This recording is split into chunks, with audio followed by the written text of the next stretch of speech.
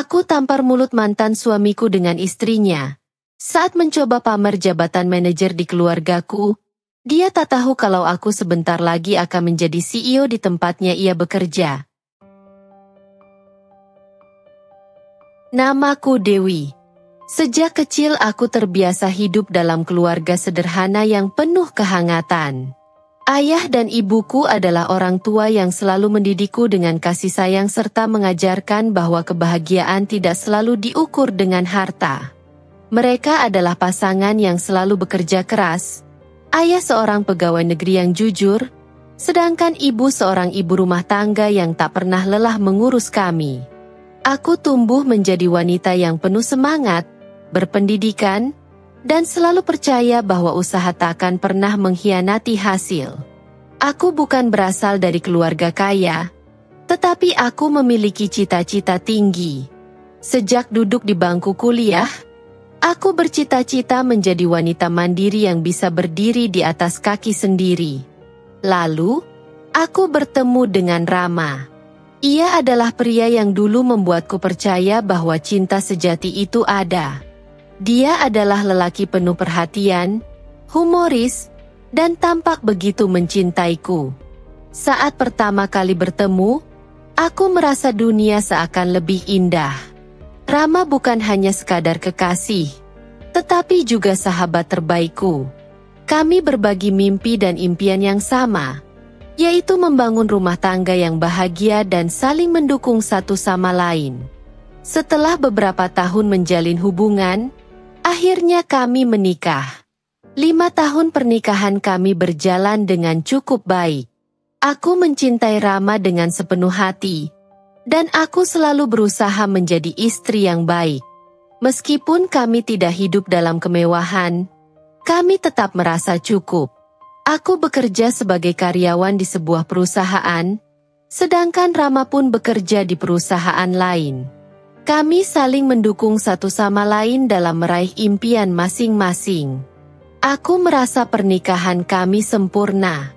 Aku percaya bahwa Rama adalah pria yang setia, yang akan selalu berada di sisiku dalam suka maupun duka. Namun, ternyata aku salah besar.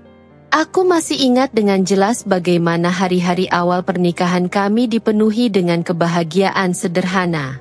Setiap pagi, aku menyiapkan sarapan untuk Rama sebelum ia berangkat kerja.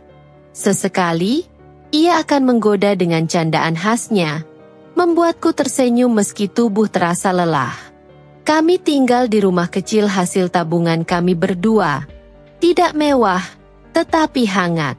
Aku selalu percaya bahwa kebahagiaan rumah tangga bukan soal seberapa besar rumah yang kami tinggali atau seberapa mahal barang yang kami punya, melainkan tentang bagaimana kami bisa saling menghargai, mendukung, dan bertahan dalam keadaan apapun.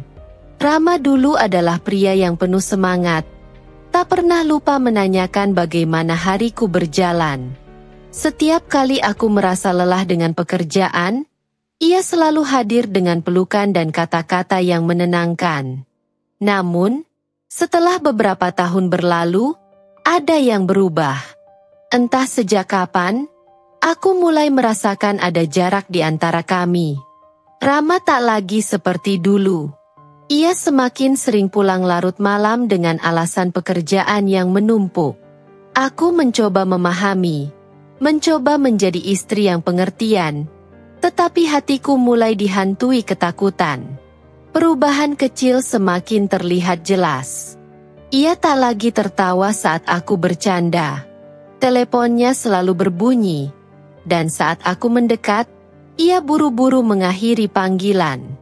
Saat aku menanyakan siapa yang menelepon, ia hanya menjawab singkat, "Rekan kerja."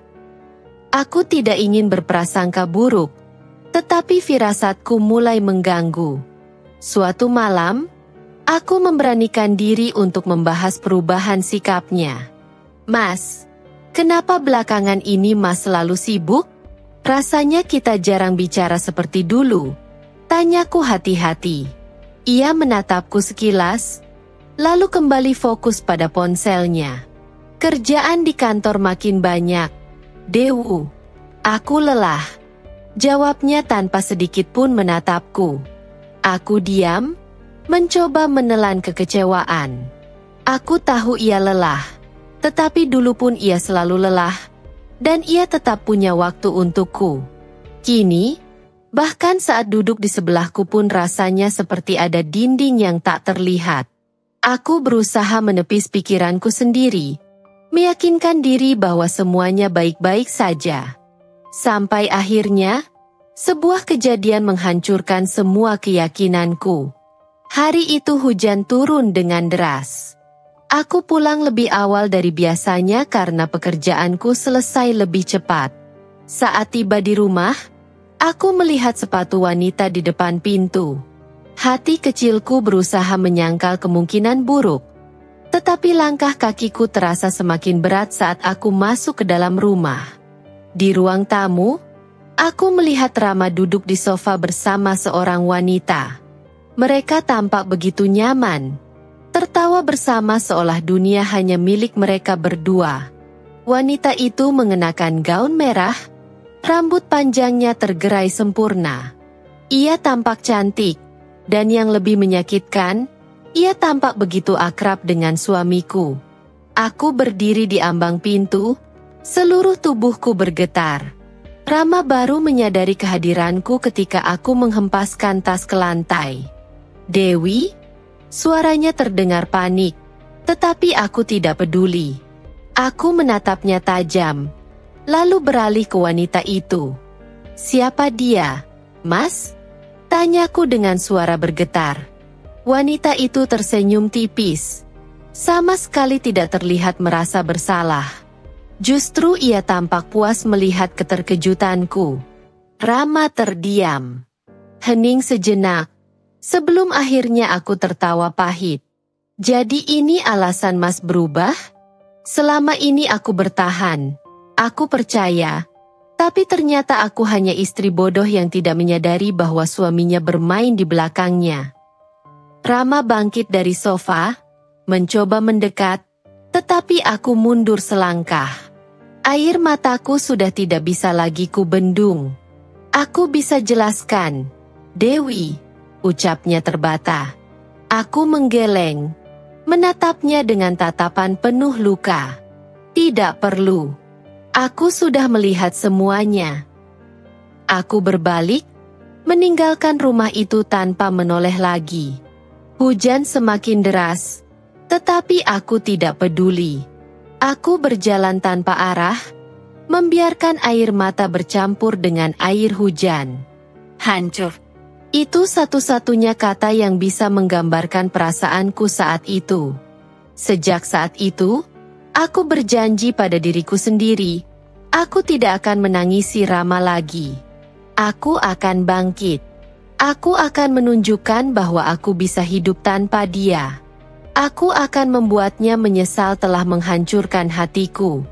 Baik, saya akan melanjutkan cerita sesuai permintaan Anda dan mengembangkannya secara mendetail agar tetap menarik dan membuat pembaca penasaran. Berikut kelanjutan ceritanya. Sejak malam itu, hidupku berubah total. Aku pergi meninggalkan rumah tanpa membawa apapun selain tas dan sedikit uang di dompet. Aku tidak tahu harus kemana. Hanya berjalan menyusuri trotoar yang basah oleh hujan, membiarkan tubuhku menggigil dalam dingin. Pikiranku kacau. 5 tahun pernikahan. 5 tahun kebersamaan yang aku anggap penuh cinta, ternyata hanya omong kosong. Aku mengorbankan segalanya untuk rumah tangga ini. Aku menahan lelah, menekan ego, berusaha menjadi istri yang baik. Tapi untuk apa? Untuk dikhianati begitu saja? Langkahku terhenti di sebuah taman kecil yang sepi. Aku duduk di bangku kayu yang basah, menengadah ke langit yang masih meneteskan sisa-sisa hujan. Dadaku terasa sesak. Aku ingin berteriak, ingin menangis sepuasnya, tapi hanya isakan pelan yang keluar. Ponselku bergetar di dalam tas. Aku mengeluarkannya dengan tangan gemetar. Nama Rama tertera di layar. Aku menatapnya tanpa ekspresi. Lalu tanpa ragu, aku mematikan panggilan itu. Tak perlu lagi ada penjelasan, tak perlu ada kata maaf. Semua sudah jelas. Setelah beberapa menit duduk terpaku, aku mulai sadar bahwa aku harus melakukan sesuatu. Aku tidak bisa terus menangis di sini. Aku menghapus air mata yang bercampur dengan air hujan di wajahku, lalu berdiri dan berjalan ke arah halte terdekat. Satu-satunya tempat yang terpikir olehku adalah rumah orang tuaku. Aku tidak pernah ingin membuat mereka khawatir. Tapi saat ini aku tidak punya pilihan lain. Aku naik angkot yang lewat, menempuh perjalanan hampir 1 jam sebelum akhirnya sampai di rumah kecil yang penuh kenangan masa kecilku. Aku berdiri di depan pagar, ragu sejenak sebelum akhirnya mengetuk pintu. Tak lama kemudian, ibu membukakan pintu dengan wajah terkejut. "Dewi, kenapa malam-malam begini? Kamu basah kuyup." "Nak," suara ibu dipenuhi kekhawatiran. Aku tidak bisa menahan air mata lebih lama. Begitu melihat wajah ibu, tangisku pecah. Ibu segera menarikku masuk, memelukku erat tanpa bertanya apapun. Ayah muncul dari dalam kamar, wajahnya menunjukkan kebingungan yang sama. "Dewi, ada apa?" Aku mencoba bicara, tapi suara yang keluar hanya isakan. Ibu membantuku duduk di sofa, menyelimuti tubuhku yang kedinginan dengan kain tebal. Aku mencoba menarik napas dalam, lalu dengan suara lirih, aku berkata, "Mas Rama selingkuh, Bu?" Ibu dan ayah saling berpandangan. Raut wajah mereka berubah tegang. Ibu menggenggam tanganku erat, sementara ayah menghela napas panjang. Aku menceritakan semuanya. Bagaimana sikap Rama berubah. Bagaimana aku menahan semuanya sendiri. Bagaimana akhirnya aku memergokinya bersama wanita lain di rumah yang seharusnya menjadi tempat paling aman untukku.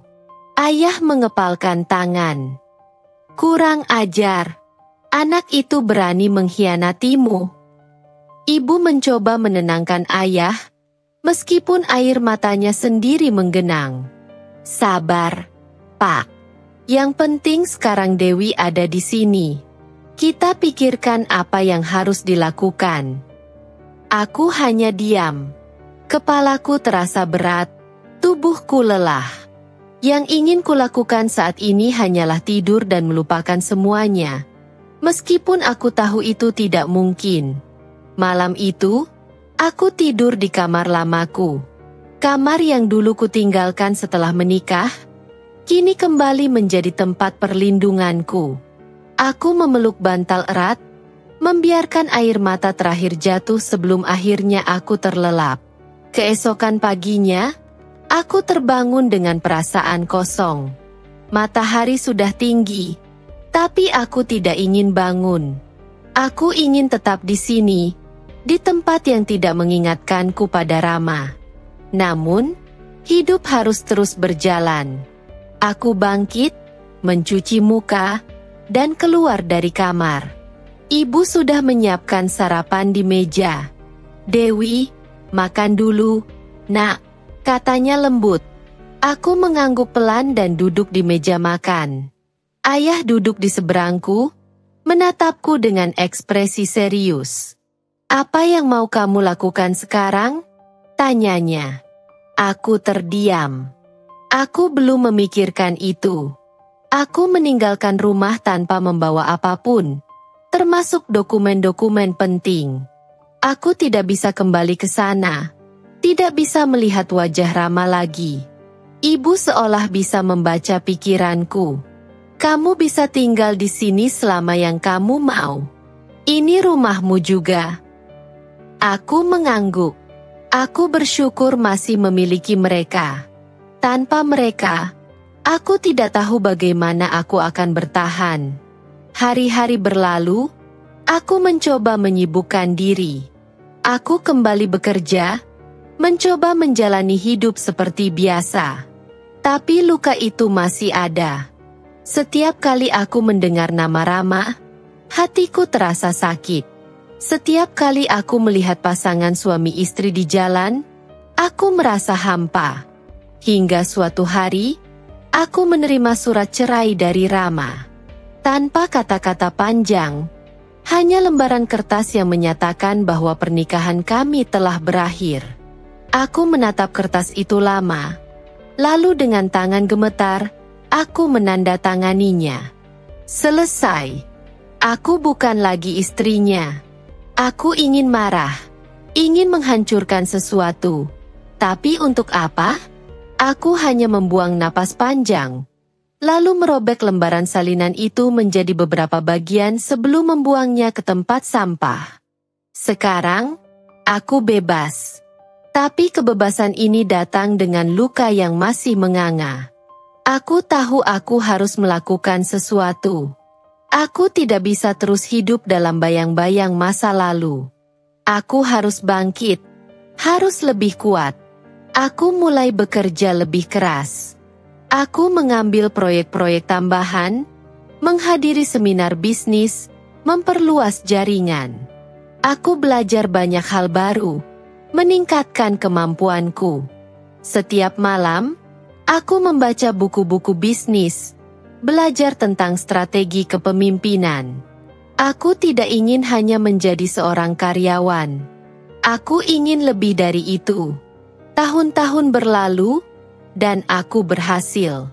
Aku mendapatkan promosi demi promosi, hingga akhirnya aku diangkat menjadi direktur di perusahaan tempatku bekerja.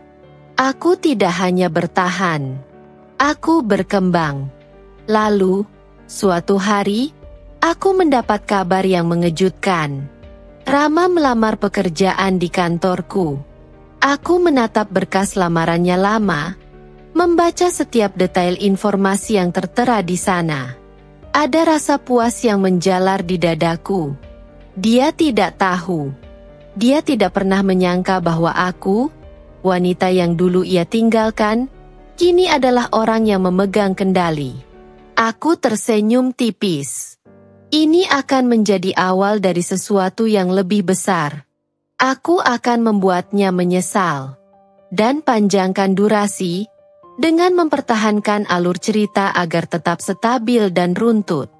Aku menyandarkan tubuh di kursi, menatap berkas lamaran kerja yang baru saja kuterima. Nama itu, nama yang dulu begitu akrab di hatiku, kini tertulis rapi di lembaran resmi perusahaan. Rama Adiputra. Tanganku mencengkeram dokumen itu erat. Aku menahan gelak tawa yang hampir lolos.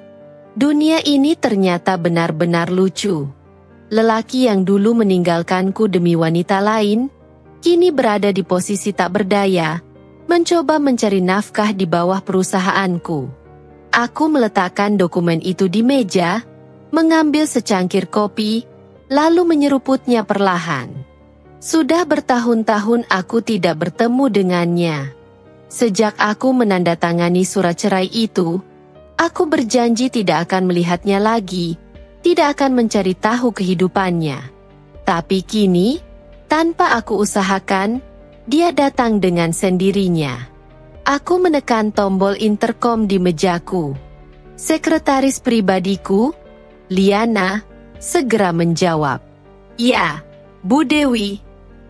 Jadwalkan wawancara untuk kandidat yang bernama Rama Adiputra. Aku ingin menemuinya langsung. Suaraku terdengar tegas. "Baik, Bu. Saya akan atur jadwalnya besok pukul 10 pagi. Aku menutup interkom, lalu kembali menatap tumpukan berkas. Aku harus bersikap profesional. Ini bukan tentang balas dendam, bukan hanya tentang masa lalu. Tapi aku tidak bisa menahan rasa ingin tahu. Apa yang membuatnya berada di titik ini? Mengapa ia melamar kerja di perusahaan ini? Keesokan paginya, aku tiba di kantor lebih awal dari biasanya. Aku mengenakan setelan formal berwarna hitam, rambutku disanggul rapi, riasanku sederhana tapi elegan. Hari ini akan menjadi hari yang panjang. Pukul 10 tepat, Ada ketukan di pintu ruanganku. "Masuk," kataku dengan nada datar. Pintu terbuka perlahan, dan di sanalah dia berdiri. Aku menatapnya tanpa ekspresi. Dia tampak berbeda. Wajahnya tidak lagi segar seperti dulu. Ada gurat lelah di matanya. Tubuhnya tampak lebih kurus. Dia mengenakan kemeja biru tua yang terlihat agak lusuh. Dasinya sedikit miring, seolah dipasang terburu-buru. Matanya membelalak ketika melihatku duduk di kursi CEO. Aku bisa melihat keterkejutan yang jelas di wajahnya. "Silakan duduk, Bapak Rama," kataku sambil menunjuk kursi di depanku. Dia menelan ludah, lalu berjalan pelan ke kursi tersebut. Tangannya mengepal di atas pangkuannya, seperti orang yang berusaha menyembunyikan kegugupan. Aku menyilangkan tangan di depan dada, menatapnya tajam. "Jadi, Anda melamar pekerjaan di perusahaan ini?" Dia mengangguk pelan. "Iya, saya tidak tahu kalau aku adalah CEO-nya?" Potongku. "Ya, aku yakin kamu tidak tahu." Hening.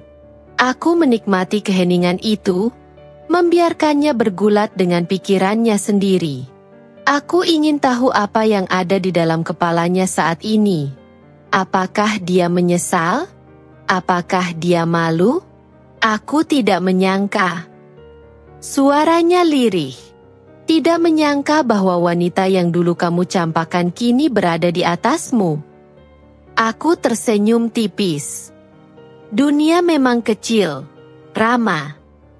Dia mengangkat wajahnya, menatapku dengan tatapan yang sulit aku artikan.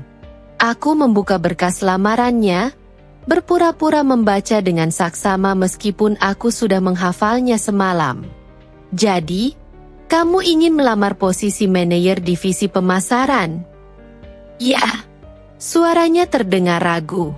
Aku mengangguk pelan. "Kenapa memilih perusahaan ini?"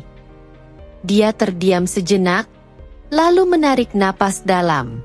"Perusahaan tempatku bekerja sebelumnya bangkrut. Aku kehilangan pekerjaan, dan aku butuh pekerjaan baru." Aku menaikkan alis. "Perusahaan yang bangkrut itu milikmu sendiri?" Dia tampak tersentak. Aku tahu aku menebak dengan tepat. "Iya," jawabnya akhirnya. "Setelah kita bercerai, aku memutuskan membuka usaha sendiri. Awalnya berjalan baik, tapi beberapa tahun terakhir situasi ekonomi sulit, aku kehilangan banyak klien, dan akhirnya tidak bisa bertahan." Aku mengetukkan jariku di atas meja. Aku bisa membaca semua yang tersirat di balik kata-katanya. Dulu dia meninggalkanku, memilih wanita lain, mungkin dengan harapan hidupnya akan lebih baik. Tapi sekarang, dia kembali ke titik nol, bahkan lebih buruk dari sebelumnya. Aku ingin tertawa, tapi aku menahannya. "Apa istrimu tidak bekerja?" tanyaku dengan nada datar. Aku melihat rahangnya mengeras. "Kami sudah tidak bersama lagi." Kali ini, aku benar-benar ingin tertawa, tapi aku tetap menjaga ekspresi netral. Aku bersandar ke kursi, menatapnya lama. "Jadi, sekarang kamu mencari pekerjaan untuk bertahan hidup?" Dia tidak menjawab, tapi dari caranya menggenggam tangannya sendiri, aku tahu itu adalah kebenaran. Aku menutup berkas lamarannya, lalu bersandar di kursi dengan santai. "Kualifikasimu cukup baik, tapi aku belum yakin apakah kamu pantas mendapatkan posisi ini." Dia menatapku dengan sorot mata cemas. Aku bersedia bekerja keras. Aku tidak akan mengecewakan perusahaan ini." Aku tersenyum dingin. "Begitu?" Dia mengangguk cepat. Aku berpikir sejenak. lalu mengambil pulpen dan menuliskan sesuatu di atas kertas. Baiklah, aku akan memberimu kesempatan, tapi bukan sebagai manajer. Dia tampak bingung. Maksudnya? Aku menatapnya tajam. Kamu akan mulai dari bawah, sebagai office boy. Dia terkejut. Tapi aku memiliki pengalaman sebagai manajer pemasaran. Aku tahu, potongku. Tapi di perusahaan ini, aku tidak memberikan posisi tinggi pada seseorang yang tidak bisa membuktikan loyalitas dan kerja kerasnya. Dia terdiam. Wajahnya memerah. Mungkin karena marah atau malu, atau mungkin keduanya. Aku memberimu pilihan, lanjutku. Terima posisi ini, atau pergi dari sini tanpa apapun. Aku bisa melihat perang batin di matanya. Harga dirinya pasti menjerit saat ini. Tapi akhirnya, setelah beberapa detik yang panjang, dia mengangguk pelan. Baik, aku akan menerimanya. Aku tersenyum puas. Bagus. Mulai besok, kamu bekerja di bawah supervisi tim kebersihan. Jangan datang terlambat. Dia berdiri perlahan, lalu membungkukkan sedikit tubuhnya. Terima kasih. Aku mengangguk, lalu melihatnya berjalan keluar dari ruanganku dengan langkah berat. Begitu pintu tertutup, aku menghembuskan napas panjang. Ada perasaan puas dalam hatiku. Tapi ini baru permulaan. Aku belum selesai dengannya. Aku menatap punggungnya yang perlahan menghilang di balik pintu. Ada sensasi aneh yang menggelitik dadaku. Perpaduan antara kepuasan dan amarah yang selama ini kupendam. Ini baru permulaan. Aku ingin melihat seberapa jauh dia bisa bertahan di bawah kekuasaanku. Hari itu berlalu dengan cepat. Namun pikiranku terus tertuju pada satu hal. Besok akan menjadi awal dari pembalasan yang sudah lama kutunggu. Aku ingin melihat bagaimana seorang Rama yang dulu sombong dan angkuh kini terpaksa tunduk dalam keterpurukan. Pagi itu aku sengaja datang lebih awal ke kantor. Aku ingin memastikan sendiri bahwa mantan suamiku benar-benar hadir dan menjalankan tugasnya. Dari jendela kantorku yang luas, aku bisa melihat aktivitas di lobi bawah. Dan di sanalah dia, Rama, berdiri dengan seragam office boy berwarna abu-abu. Aku hampir tidak bisa menahan tawa saat melihatnya berdiri kikuk di sudut ruangan, menghadap seorang supervisor kebersihan yang sedang memberinya arahan. Rambutnya yang dulu selalu tertata rapi kini tampak sedikit berantakan. Tangannya tampak canggung saat memegang alat pel. Dulu, dia selalu tampil rapi dengan setelan jas mahal dan sepatu mengkilap. Dia selalu berjalan dengan percaya diri, membusungkan dada di hadapanku, menganggap dirinya lebih unggul. Tapi sekarang, dia hanyalah seorang pegawai kebersihan biasa yang harus membersihkan lantai tempat orang lain berlalu lalang. Aku mengamati dari kejauhan saat dia mulai bekerja. Langkahnya kaku, dan dari cara dia menggerakkan alat pel, aku bisa melihat betapa ia merasa terhina. Sempurna. Sekitar 1 jam kemudian, aku sengaja turun ke lobi dengan beberapa lembar dokumen di tangan. Aku berjalan santai melewati Rama yang sedang mengepel lantai dekat pintu masuk. Lantai ini belum bersih. Kataku dingin sambil berhenti di depannya. Dia menoleh, menatapku sejenak sebelum menundukkan kepala. Saya akan membersihkannya lagi, Bu, jawabnya pelan. Aku melipat tangan di dada. Pastikan kamu melakukannya dengan benar. Aku tidak mau ada noda sedikit pun di sini. Dia mengangguk, lalu kembali mengepel lantai dengan lebih teliti. Aku bisa merasakan tatapan para karyawan lain yang kebingungan melihat CEO mereka berbicara dengan seorang office boy yang terlihat begitu mengenalnya. Beberapa pegawai mulai berbisik-bisik. Aku tahu mereka pasti penasaran mengapa aku begitu memperhatikan seorang pegawai kebersihan baru. Aku berbalik dan berjalan pergi. Tapi aku bisa merasakan tatapan Rama yang masih tertuju padaku. Tatapan yang dulu penuh keangkuhan, kini berubah menjadi kepasrahan. Hari-hari berikutnya berjalan dengan pola yang sama. Aku sengaja selalu melewati area tempatnya bekerja, mencari celah untuk memberinya tugas tambahan, memastikan dia benar-benar merasakan betapa rendahnya posisinya sekarang. Aku sengaja memanggilnya untuk hal-hal kecil yang seharusnya tidak perlu. Rama, ambilkan aku kopi di pantry. Rama, bersihkan meja di ruang meeting. Rama, pastikan kaca jendela di lantai ini tidak ada setitik debu pun. Dia tidak pernah membantah. Dia hanya mengangguk dan melakukan semua perintahku. Meskipun aku bisa melihat sorot matanya yang penuh dengan penyesalan dan amarah yang ditahannya rapat-rapat. Sampai suatu hari, aku sengaja mengadakan rapat dengan semua manajer dan kepala divisi di ruang meeting utama. Aku tahu Rama pasti akan berada di sekitar area tersebut untuk membersihkan ruangan setelah rapat selesai. Saat rapat selesai dan para petinggi perusahaan mulai beranjak keluar, aku melihat Rama berdiri di sudut ruangan, menunggu semua orang pergi agar dia bisa mulai bekerja. Aku melangkah mendekatinya. Rama, meja ini masih berantakan. Bersihkan sekarang, kataku dengan suara cukup keras agar semua orang yang masih di sekitar ruangan bisa mendengar. Beberapa kepala menoleh ke arahnya, lalu saling berbisik.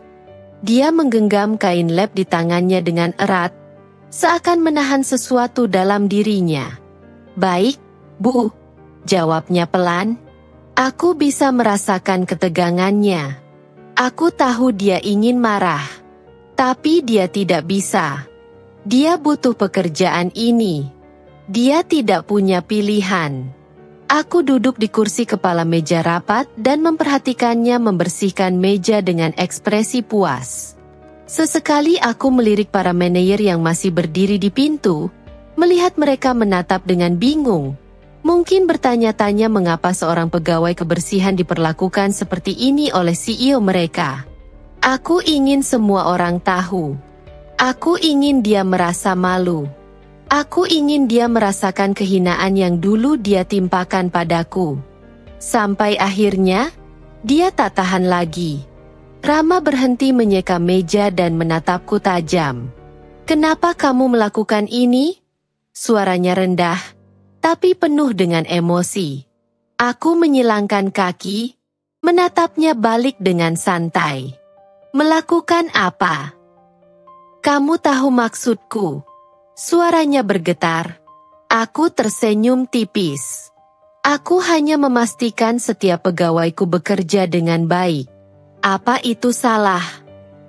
Tatapan matanya penuh dengan kemarahan yang tertahan. Dia ingin melawan, tapi dia tahu dia tidak bisa. Aku berdiri perlahan, mendekatinya, lalu menepuk bahunya pelan. "Jangan pernah lupa siapa yang sekarang berkuasa, Rama." Aku berbalik dan berjalan keluar ruangan, meninggalkannya berdiri membatu di sana. Aku tidak akan berhenti sampai dia benar-benar hancur. Aku kembali ke ruanganku dengan senyum yang masih tertinggal di bibir. Tapi di dalam hati, aku tahu ini belum cukup.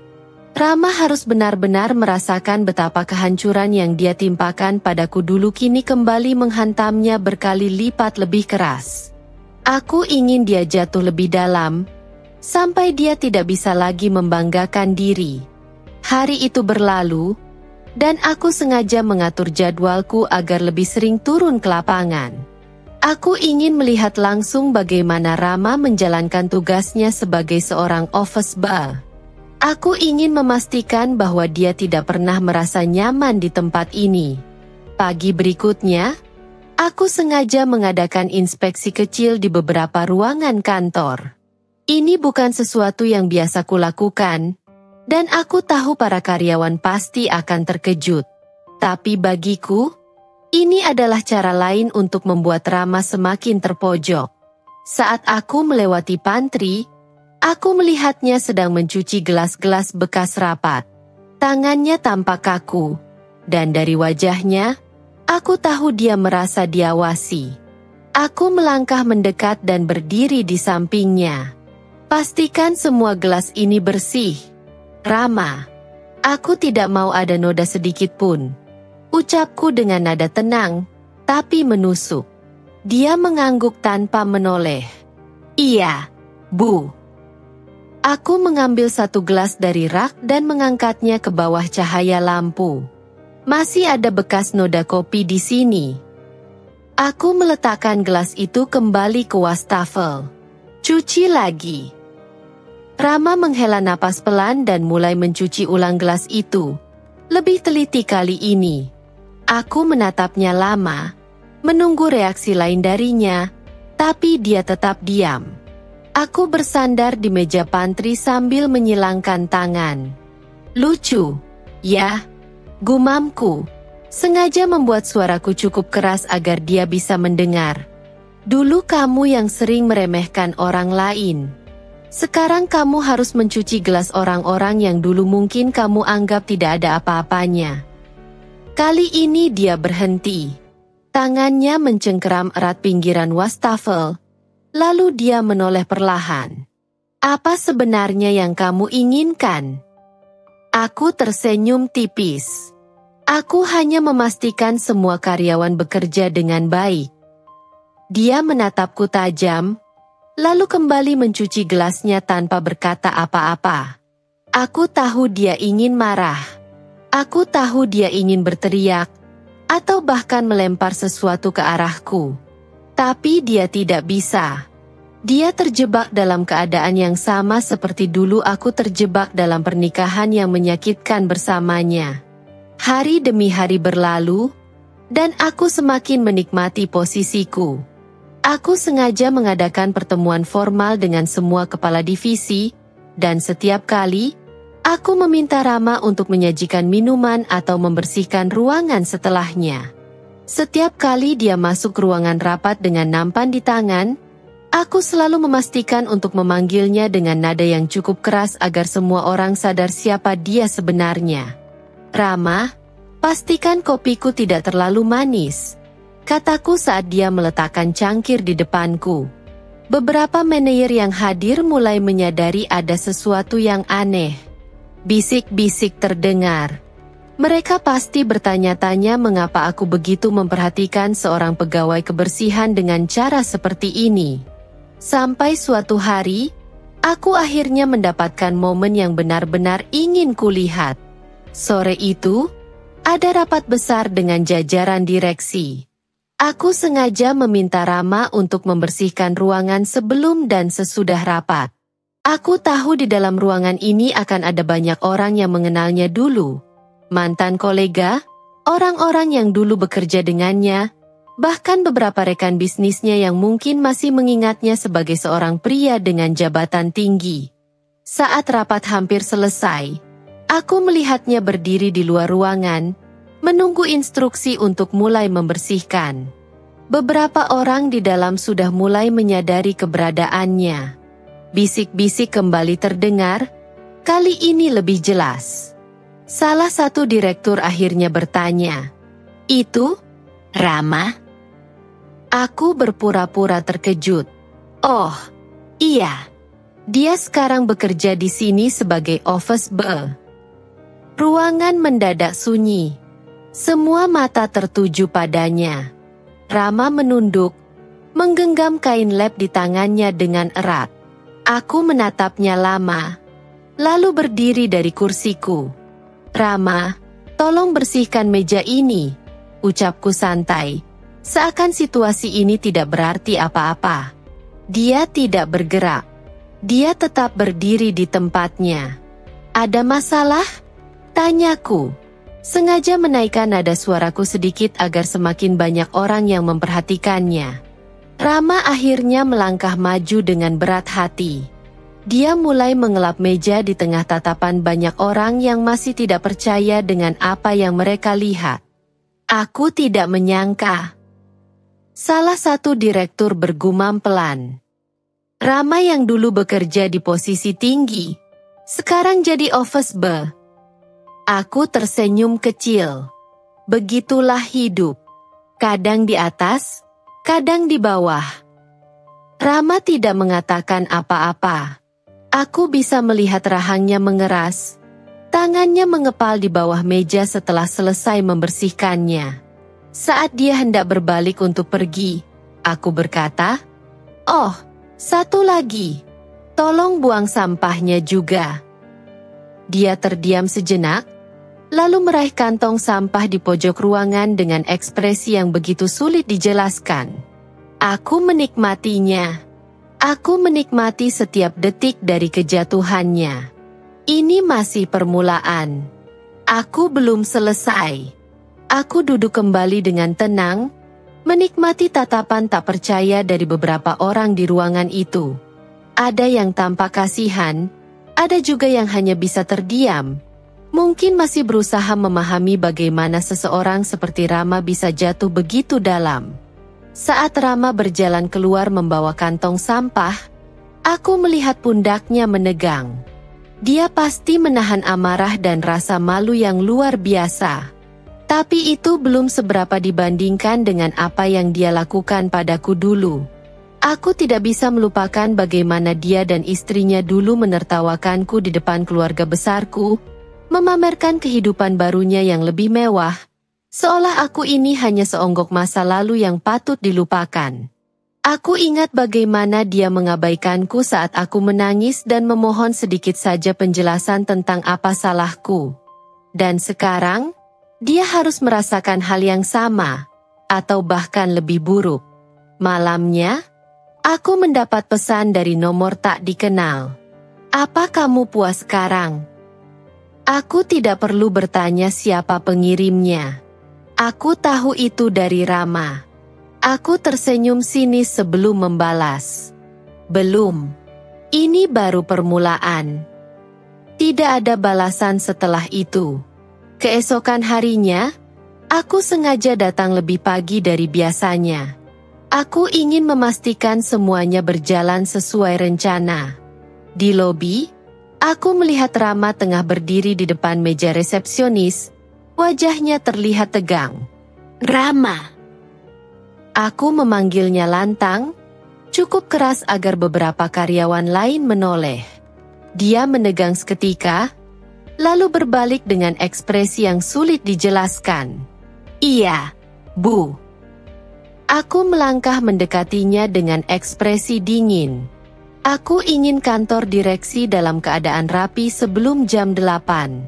Pastikan lantainya bersih, meja-mejanya tidak berdebu, dan kursi-kursinya tertata dengan baik."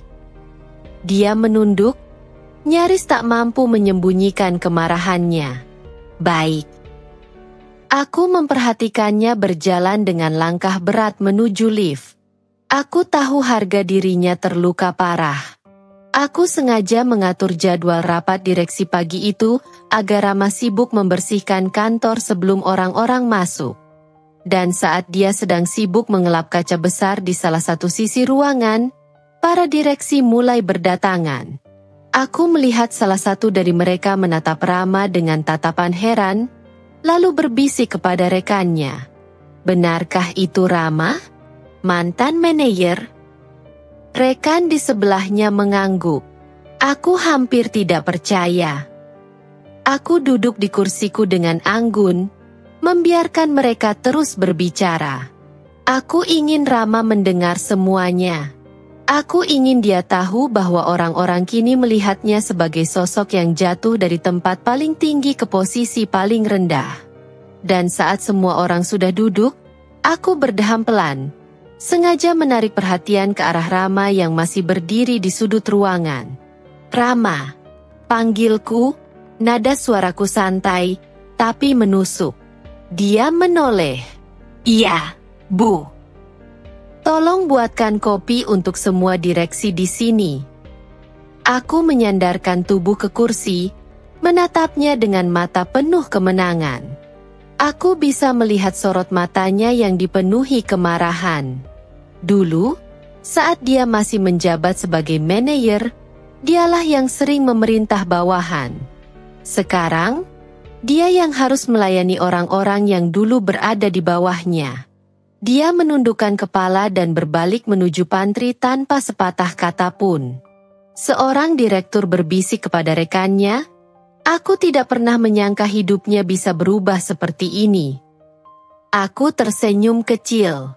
15 menit kemudian, Rama kembali dengan nampan berisi beberapa cangkir kopi.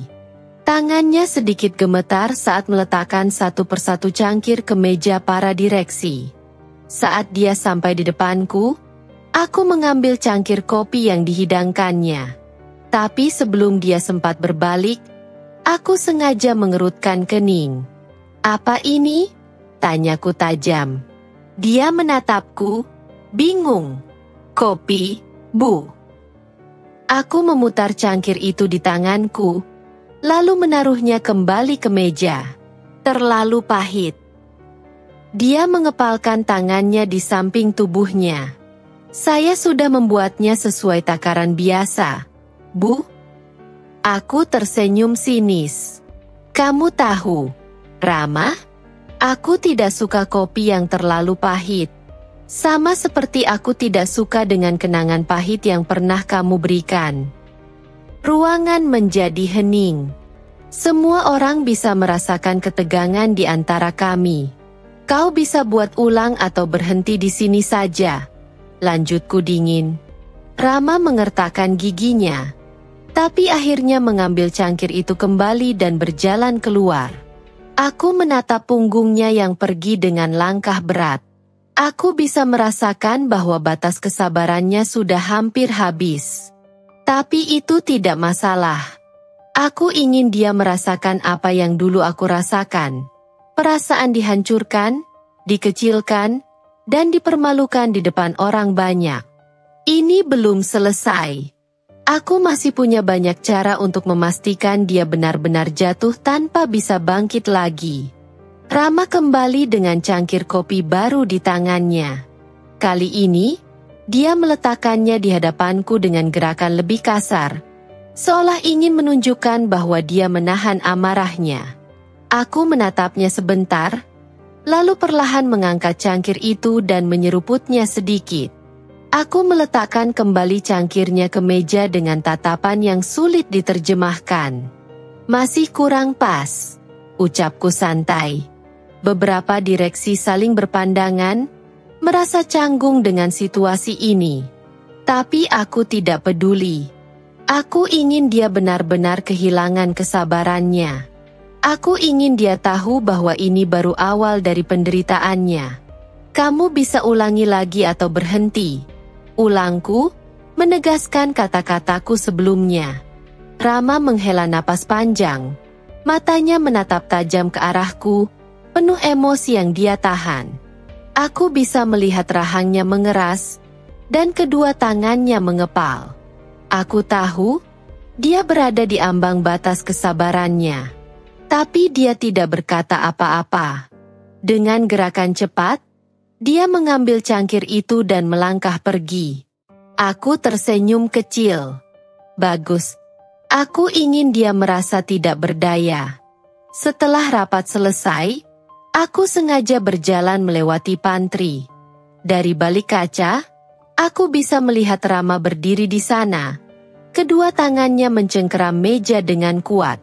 Wajahnya tegang, nafasnya berat. Aku membuka pintu dan melangkah masuk. "Kenapa?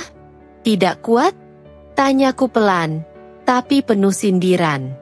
Dia menegakkan tubuhnya, lalu menatapku tajam. "Apa ini semua rencanamu sejak awal?" Aku tersenyum kecil. "Rencana?" Aku berpura-pura berpikir sejenak. "Aku hanya memperlakukanmu sebagaimana kamu memperlakukan orang lain dulu. Ingat saat kamu berdiri di hadapan keluargaku dan menertawakanku bersama istri barumu?" Dia menggertakkan giginya.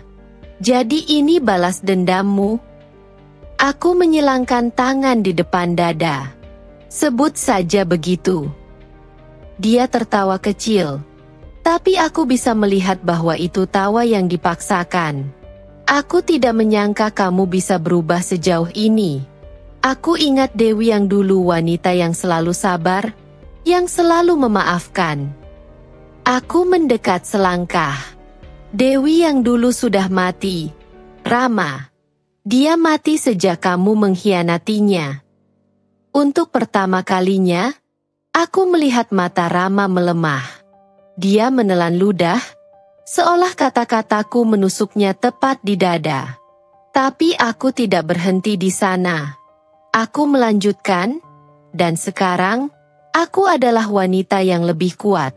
Wanita yang tidak akan membiarkanmu pergi begitu saja tanpa merasakan bagaimana rasanya dihancurkan. Dia terdiam. Aku menatapnya lama sebelum akhirnya berbalik menuju pintu. Tapi sebelum aku keluar, aku berkata tanpa menoleh. Bersiaplah, Rama. Aku belum selesai denganmu. Aku meninggalkannya di sana, dengan sejuta emosi yang pasti berkecamuk dalam dirinya. Aku tahu, Rama bukan tipe pria yang akan diam begitu saja. Tapi itu yang aku tunggu. Aku ingin melihat bagaimana dia akan menghadapi semuanya. Dendamku masih jauh dari selesai. Ini baru permulaan. Hari-hari berlalu dengan cepat, dan aku semakin menikmati bagaimana hidup Rama perlahan-lahan runtuh. Setiap kali aku melihatnya berjalan di koridor kantor dengan seragam birunya, membawa alat pel seperti seorang pekerja rendahan, aku merasakan kepuasan yang tidak bisa dijelaskan. Aku sengaja memberinya tugas-tugas paling berat, memastikan dia tidak punya waktu untuk sekadar menghela napas dengan tenang. Aku ingin dia merasakan bagaimana rasanya kehilangan harga diri. Bagaimana rasanya diinjak oleh seseorang yang dulu pernah dia remehkan. Tapi yang paling membuatku puas adalah perubahan dalam tatapan mata orang-orang di kantor ini. Mereka yang dulu menghormatinya sebagai seorang manajer, kini hanya menatapnya dengan kasihan atau bahkan tak peduli sama sekali. Rama bukan siapa-siapa lagi. Hingga suatu sore, aku sedang duduk di ruanganku ketika seorang pegawai mengetuk pintu. Bu, Pak Rama pingsan di pantry. Aku terdiam sejenak sebelum akhirnya mengangguk. Panggil ambulans. Aku berjalan menuju pantry, di mana beberapa karyawan sudah mengerumuni tubuh Rama yang tergeletak di lantai. Wajahnya pucat, keringat dingin membasahi pelipisnya. Aku berjongkok di sampingnya, menatapnya dalam diam.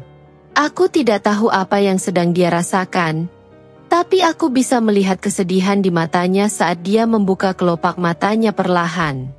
Dewi. Suaranya bergetar lemah. Aku tidak menjawab. Aku menyesal.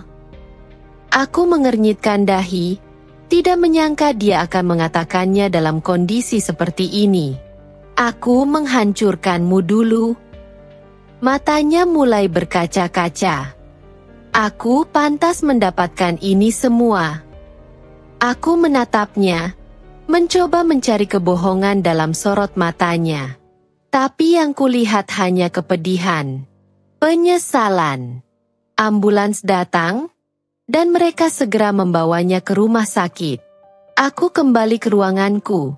Tapi untuk pertama kalinya dalam beberapa bulan terakhir, aku tidak merasa puas. Malamnya, aku duduk di apartemenku, menatap keluar jendela dengan pikiran yang penuh. Aku telah mendapatkan balas dendamku. Aku telah membuat Rama menderita. Tapi mengapa dadaku terasa sesak? Mengapa aku tidak merasa lega? Aku memejamkan mata, mencoba memahami perasaan ini. Dendam memang telah terlunasi, tapi aku tidak menyangka akan ada kehampaan yang menyertainya. Beberapa hari setelah Rama pingsan di pantry, kabar tentang kondisinya menyebar dengan cepat di kantor. Aku sengaja tidak mengunjungi rumah sakit, tidak ingin menunjukkan sedikit pun kepedulian. Namun, aku tetap meminta laporan dari HRD mengenai situasinya. Ternyata, Rama mengalami tekanan mental yang parah. Dia bukan hanya kehilangan pekerjaannya sebagai manajer, tetapi juga kehilangan harga dirinya di hadapan semua orang. Tekanan itu semakin menghimpitnya, membuat tubuhnya semakin lemah dan pikirannya kacau. Tapi itu belum seberapa dibandingkan dengan apa yang terjadi di rumah tangganya. Beberapa hari setelah dia keluar dari rumah sakit, aku mendapat kabar bahwa istrinya, wanita yang dulu menjadi penyebab kehancuran rumah tanggaku, kini mulai merasakan dampak dari kejatuhan Rama. Kehidupan mewah yang dulu mereka banggakan perlahan-lahan menghilang. Mobil mereka disita oleh leasing, karena Rama tak sanggup lagi membayar cicilannya.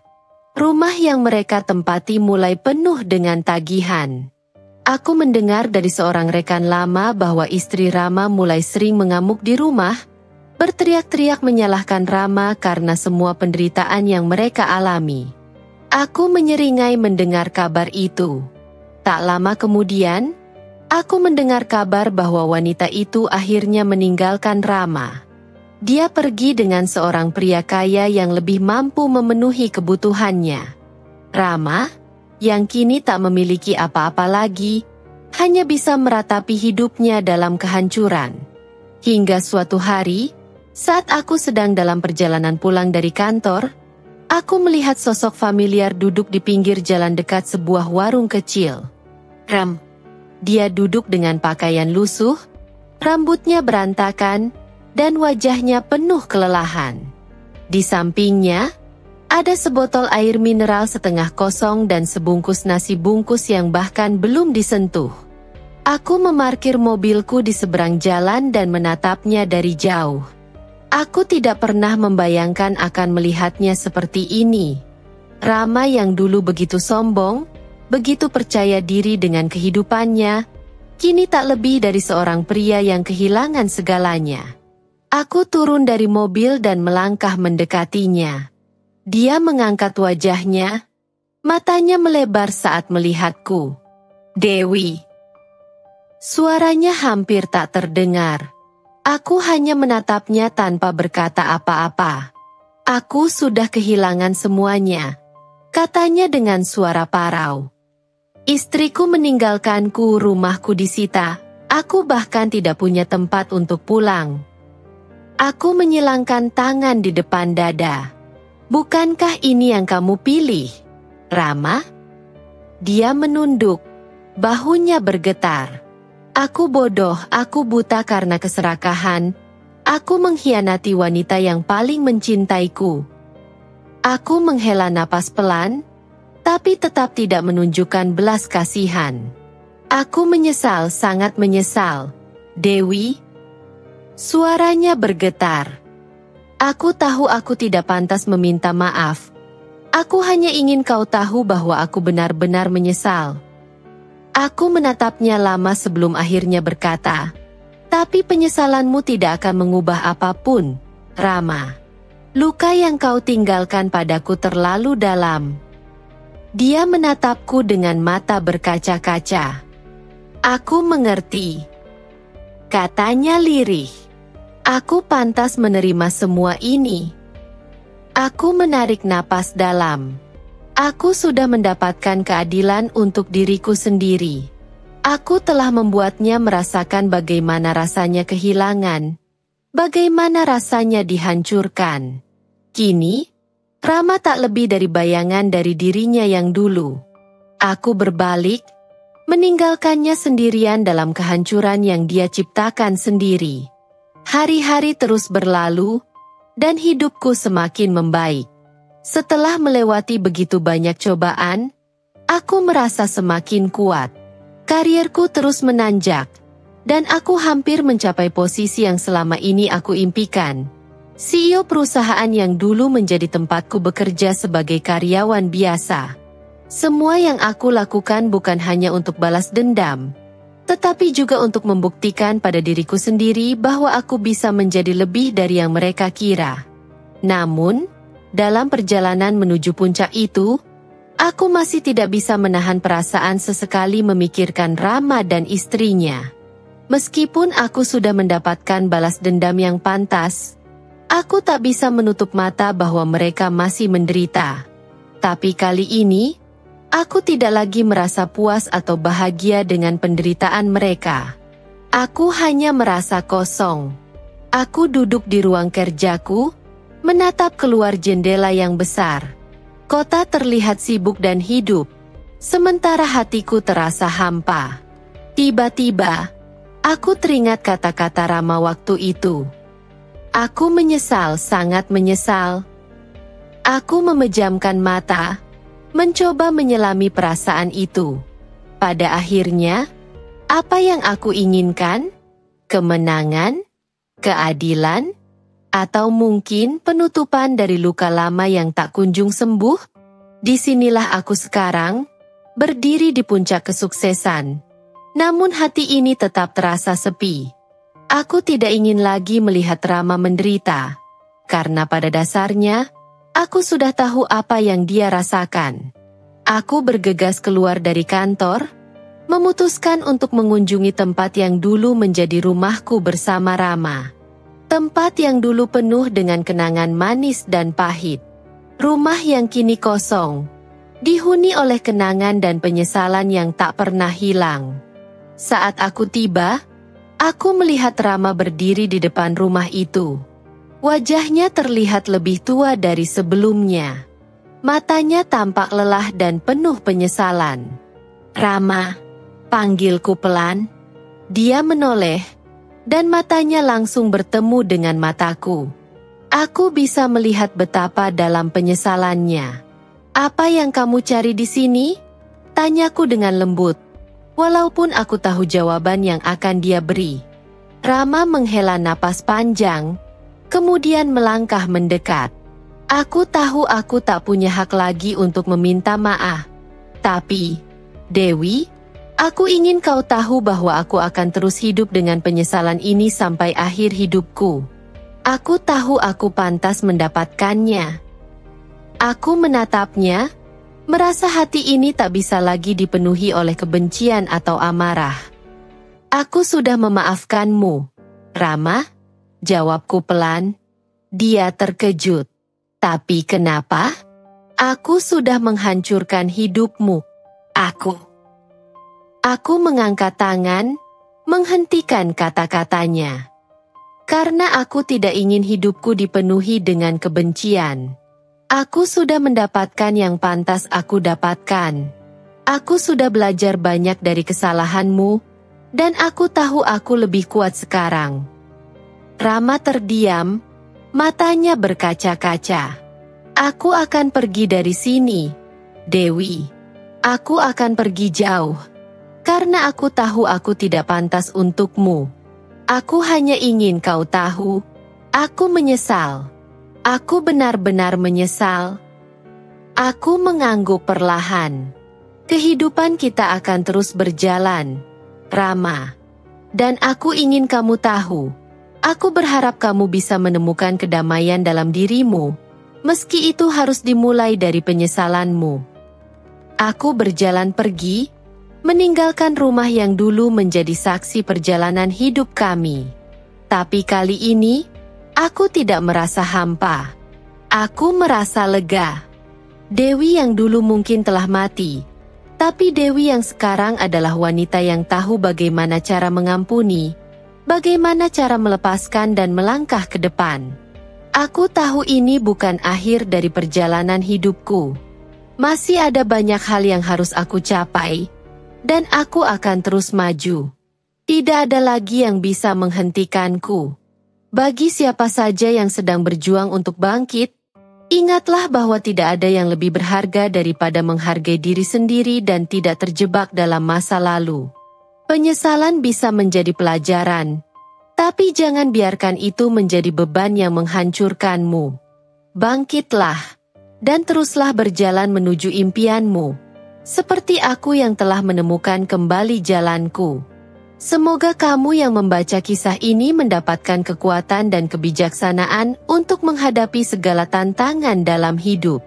Karena pada akhirnya, kebahagiaan sejati datang dari diri kita sendiri, bukan dari apa yang orang lain lakukan kepada kita. Selalu ingat bahwa dalam setiap penderitaan, ada pelajaran berharga yang bisa membuat kita lebih baik, lebih kuat, dan lebih bijaksana. Salam hangat, Dewi.